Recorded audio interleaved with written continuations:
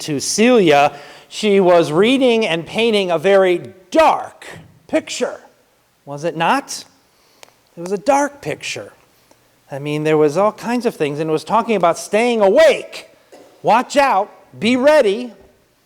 It's like you never know when the master is coming home, so be keeping awake is what it's about. And today we lit the candle of hope. I wonder, tell me something, what do you hope for? For us, what do you hope for up there? Anything? Know anything? A great gift at Christmas? Nothing? He's still raising his shoulders. He doesn't know what he hopes for. Peace. Celia hopes for peace. Who else hopes for something? Oh. All right. Oh. All righty, we're good. So what else do you hope for out there? Love. What's that? Happiness. Grace. Any other hopes? Hold on, what? Health? Health? David. One more time? A marriage in the future. Ooh la la. Hot dog. Any other hopes? Michael. Mutual compassion and understanding. Mutual compassion and understanding. So we have hopes of peace and of love and of mutual care and compassion and of good health and of love. It's something, of course, hope is something that resides within, most often, it's ours. Because sometimes we can't always share the same hopes. We find ourselves hoping for this in this camp and hoping for that in that camp and hoping for yet another thing in another camp.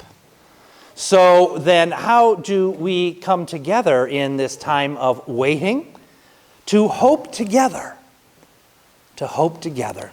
Well, I wonder, somebody mentioned the word peace.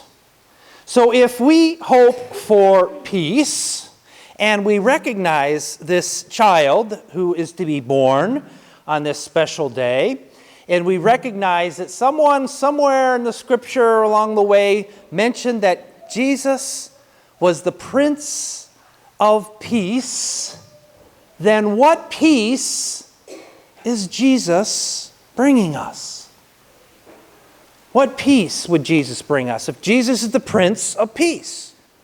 What peace? Does anyone have an idea? Peace of mind.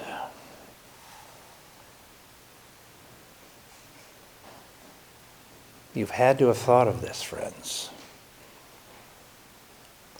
Because it is a complicated thing. Because if we think about the use of the word peace, when we usually think of the word peace, what do we think? We think of warring factions reconciling, right? That's usually what we think of when we think of peace. We think of peace talks, right? You know, we think of back in the 60s, you know, this whole idea of peace. That was definitely about warring factions. So we think about peace, the Prince of Peace. But Dudley brought out something very good, this idea of peace of mind. I think maybe we're going to go with that because it's a difficult thing. Sometimes this side of the group wants peace and this side of the group wants conflict, or vice versa. So how do you settle and come to the fact that, you know, this is going to be the right kind of peace? What is the peace that's going to satisfy all persons? Because for some people, peace just means no more conflict.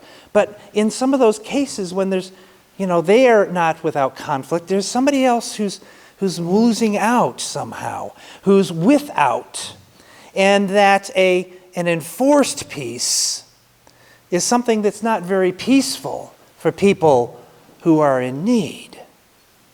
They've been forced maybe into silence, but they might not be peace in peace. They might not have a peace of mind. So I think Jesus is really in many ways coming to bring us a peace of mind, peace of our mind, peace within our mind. That he strives again and again and again to teach to you and to me that we are to strive for this thing called peace. This thing that perhaps it goes beyond all understanding. Because we, again, as I say, we could be perfectly happy and think things are peaceful, and someone else could be in terrible turmoil. Now, we can be that person in peace, or at times we can be that person in turmoil. But where is peace then when we're feeling those things? How can we reach a point that we can get through the times of turmoil and the times when we feel fantastic? How do we reach a state of mind that we are able then to be a stable and caring person for the world, whether we are on top of the world or if we feel crushed by the world? Because if we're crushed by the world, we can act out, we can flail out, we can cause a great deal of trouble. And if we are also in great places, we can also lash out against the world to maintain what we have. So we need to find, I believe, Jesus is telling us to bring ourselves to a place, a peace of mind, where no matter what's happening, we're going down this straight and narrow path of caring. Now, how does that happen? In this scripture today, it talked about these dark times. These things are going to come. Keep awake.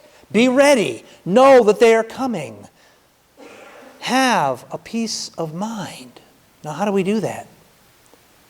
Well, one thing is that we all have to recognize that there are just some things that we cannot control. Name some things we can't control. Weather. Death.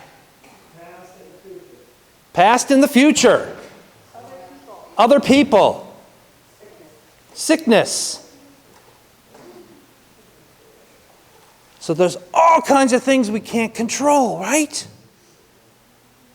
Whether it be the weather or something. We are subject to things. While, we're subject to all kinds of things that we find ourselves not being able to control. So in those moments, we have to realize that we are not in control. We like to think, though, sometimes, when we're on the top of the world, that we're in control, right? We love to think, hey, look what I've done for myself. But in those moments when we are feeling down, those moments when we haven't received the goodness of the world, we can lots of times we just say, everything is against us. There's this concept that Jesus, I think, teaches us to realize is this idea of humility. This idea of humility. What is humility? The idea that I have very little control over much of my life. I can do a lot of things. I can be in certain places. But in ultimate form, I cannot always determine the outcome.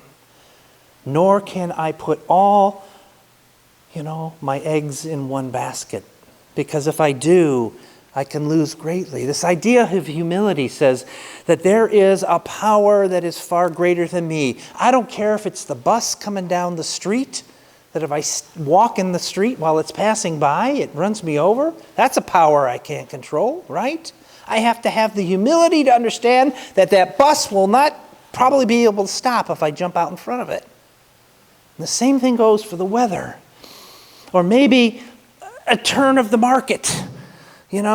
Or maybe our bodies turn against us, or our minds turn against us. So we know all of these things have happened. We know little things sometimes have happened in our lives where that has happened. Other of us know when these things have really affected us beyond control. So having an understanding of humility, that I am not always in control, that I am not always the master of my future, that there is something greater oftentimes, that I must understand that in those moments when I can realize that I can arrive at a peace of mind, that I am still responsible to be a decent and a caring and a loving and a generous person. Whether I am in the worst place possible or if I'm on top of the world, Jesus preaches to us to have a humility, to care at all times, no matter what. So this is what this Prince of Peace, who is to be born soon, is bringing to our world. And I would pray that this could be one of the things that you hope for.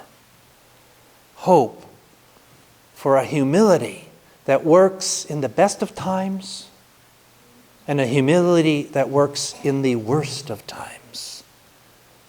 And that humility is something that controls how I treat one another, other people, or how I treat myself, no matter what. To love myself, to love God, and to love those around me. So may you, I pray, live a life of humility and a life that hopes for humility at all times. My friends, I wish you well as we move down through this time of awaiting for the arrival of this one who hopes for you. Amen.